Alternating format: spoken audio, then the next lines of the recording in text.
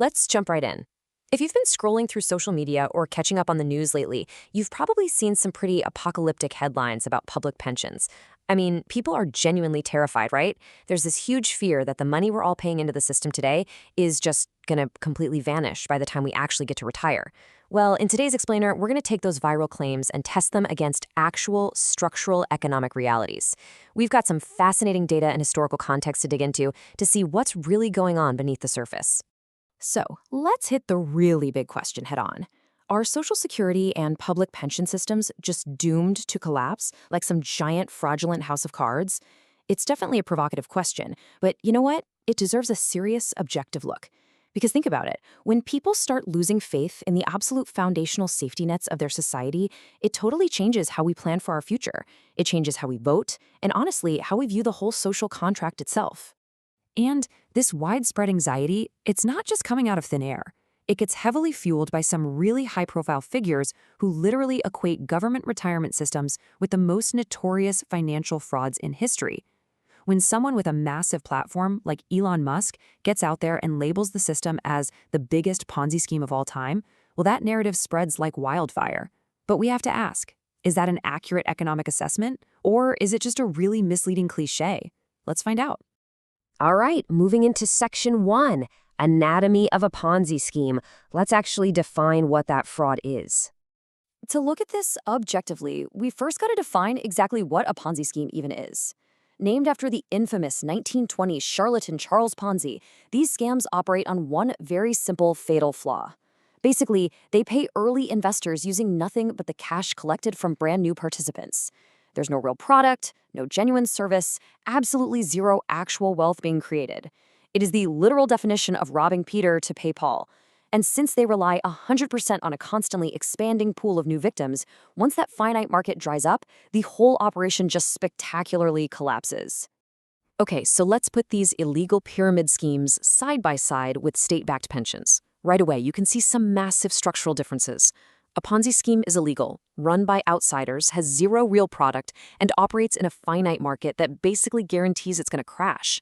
State pensions, they are legally established, totally transparent, and this is the real kicker, they are backed by the state. The state isn't just sitting there passively watching, it has all these different levers it can pull to ensure stability, and the whole system is supported by the actual productive economy. Which brings us to section 2, the cost explosion illusion. Let's separate the facts from the fiction here. Moving on from the fraud comparison, the other major fear driving all this panic is the headline that pension costs are just exploding, totally out of control.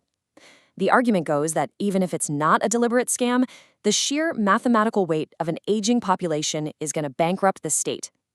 But we really have to look closely at how the data is being presented to us. Data from the Austrian Chamber of Labor highlights a super common statistical trick used in these debates. They present long-term costs in absolute numbers rather than relative to the overall economy. When someone tells you a program will cost billions more in 20 years, yeah, it sounds terrifying, but that completely ignores crucial context like inflation, wage growth, and overall economic productivity.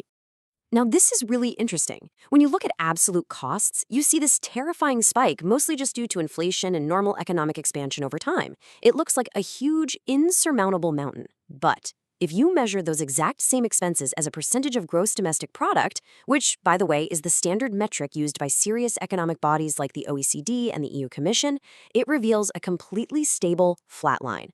As the economy grows, sure, the absolute numbers go up, but the actual burden on the system, it remains entirely manageable.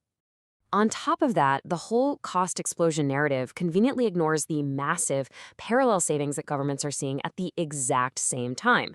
For instance, as public sector systems get reformed, the legacy costs of civil servant pensions are actually dropping rapidly. In a lot of models, the drop in those specific state pension costs almost perfectly offsets the rising costs in the general public pension sector. Looking at just one side of the ledger is, a great way to generate outrage on social media, but it's really terrible economics. So let's look at section 3, how pensions are actually funded. We'll dive into the true structure. The whole Ponzi critique rests heavily on this assumption that pensions were originally meant to be funded strictly by worker contributions alone. That leads critics to say that any tax top-up from the state is just some desperate attempt to cover a deficit. But if we trace public pensions all the way back to their modern origins with Chancellor Otto von Bismarck in 19th century Germany, we see they were explicitly designed to be co-financed by the state. It wasn't an accident. It wasn't a patch for a failing system. When Austria created its foundational General Social Insurance Act in 1956, it followed that exact same logic. That state contribution, it was literally there from day one. And this brilliantly illustrates the historic principle of thirds financing. The burden has traditionally been split three ways, roughly a third from workers, a third from employers, and a third from the state. That proves the state's contribution is a baked-in, foundational feature of the whole shebang.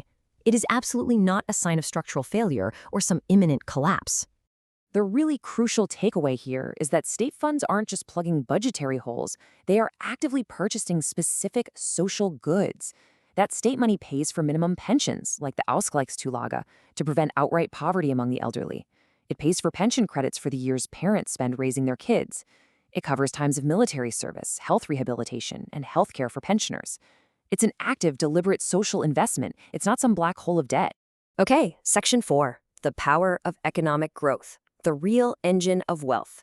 Ultimately, the true engine that separates a legitimate public safety net from a finite pyramid scam is the broader economy itself. This is where the whole Ponzi comparison just completely falls apart. Unlike a scam that inevitably runs out of victims, state pensions are fueled by compound economic growth. And compound growth is not linear. Over decades, future growth builds on a newly enlarged baseline, and eventually it starts to look like an exponential hockey stick. This compounding productivity is exactly what generates the immense wealth needed to sustain long-term social liabilities. Like the publication Sharpen Your Axe points out, classical economists have long recognized the critical difference between unearned rent and true productive value. Genuine compounding wealth creation, which is driven by technological advancement, labor, and industry, is what allows societies to carry and easily service these long-term debts.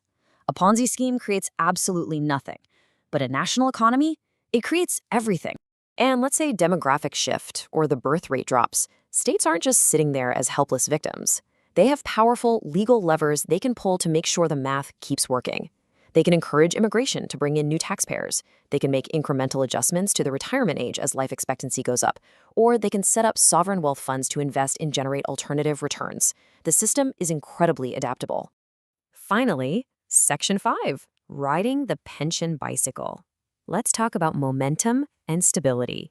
When we bring all these structural realities, historical designs, and economic levers together, we got to return to our core question. Is the system inherently doomed to collapse? Well, there's a fantastic analogy for understanding this. A state-backed pension system is exactly like riding a bicycle. The system might look mathematically unstable if you isolate it in a vacuum, completely stripped of its momentum and the real-world environment it operates in, but it's unstable in the exact same way that a bicycle is unstable.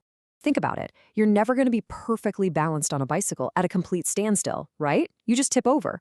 But as long as the economic engine keeps moving forward with compound growth, and as long as policymakers keep their hands on the handlebars, making those small necessary adjustments to demographics and funding, the system stays beautifully upright. It's the forward momentum itself that creates the stability.